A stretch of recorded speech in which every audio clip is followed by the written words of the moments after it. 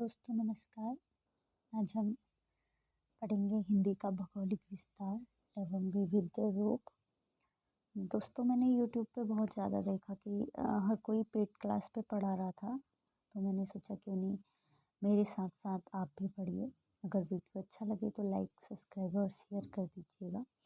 आज हम पढ़ने हैं हिंदी का भौगोलिक विस्तार और उसके विविध रूप।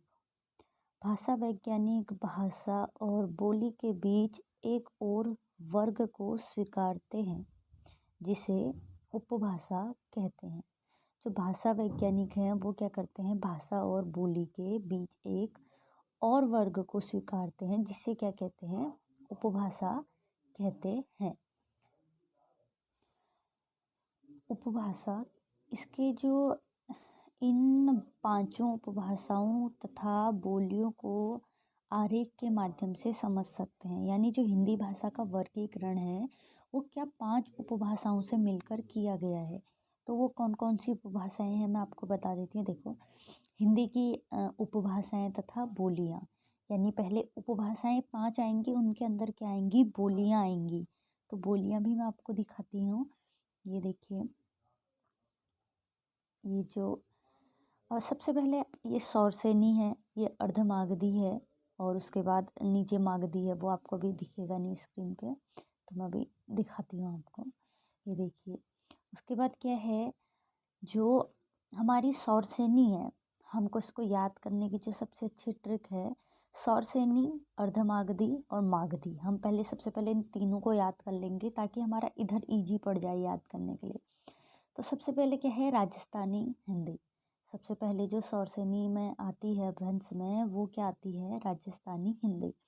तो राजस्थानी हिंदी जब आती है तो इसमें आप ये टॉ वर्ग भी छोड़ दीजिए, आप पहले सीधे बस राजस्थानी हिंदी। अब राजस्थान की जो जगह है वहाँ कौन कौन सी बोली बोली जाती है, वहाँ 4 बोलियाँ बोली जाती हैं। मारवाड़ी, मालवी, मेवाती, जयपुरी या ढूंढारी।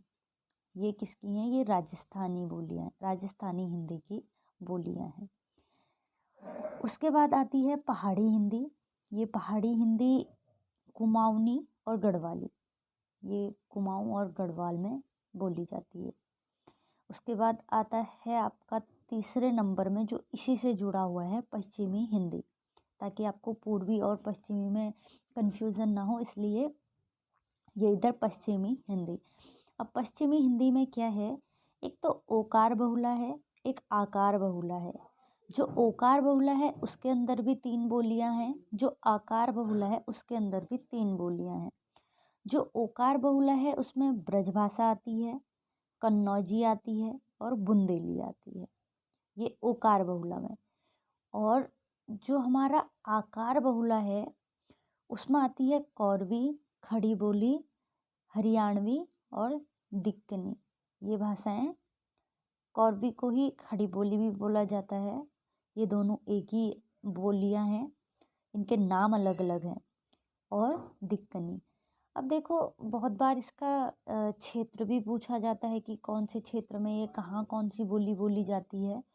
देखो, जो सबसे पहले है, ये हमारा सौरसेनी पूरी हो गई। अब हमारी अर्धमागधी और मागधी बची है। मैं तब तक आपको पहले इनकी बोलियां बता देती हूँ।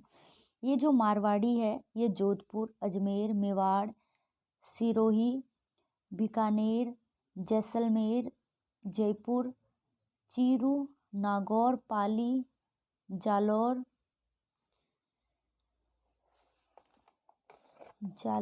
और बाड़मेर, पाकिस्तान के सिंध प्रांत के पूर्व भाग में ये क्या है, ये बोलियाँ बोली जाती हैं, जो मारवाड़ी है।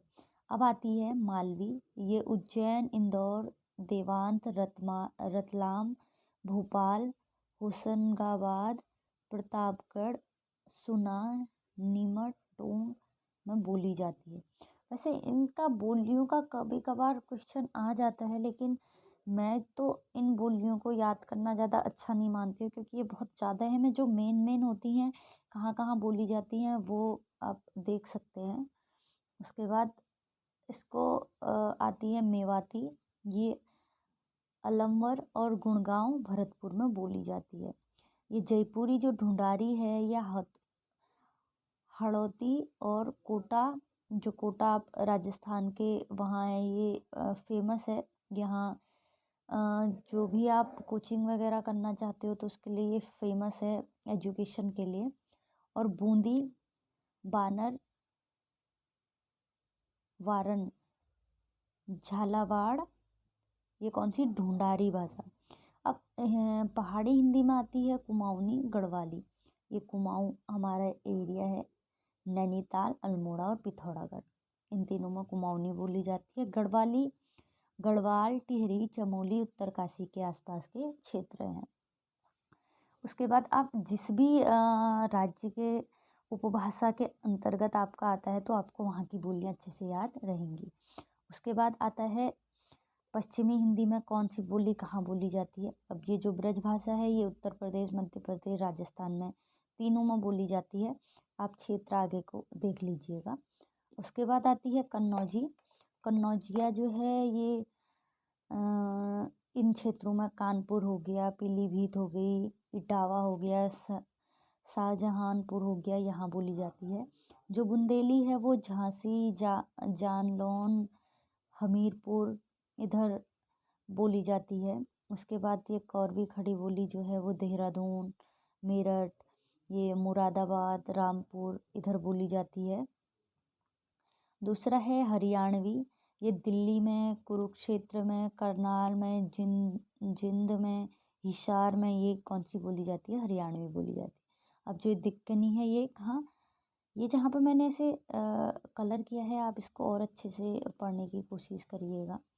ये क्या है, अहमदनगर, बीजापुर, गोलकुंडा, बीदर, बरार, ये मुंबई में बोली जाती है।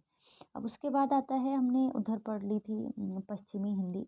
अब हमारी अर्धमागधी और मागधी जो भाषा है वो दो बची हैं, तो उनको पढ़ने का जो तरीका है मैं वो आपको बता रही हूँ, जो आपको याद भी रहे। तो सबसे पहले क्या आता है हमारी अर्धमागधी के अंतर्गत।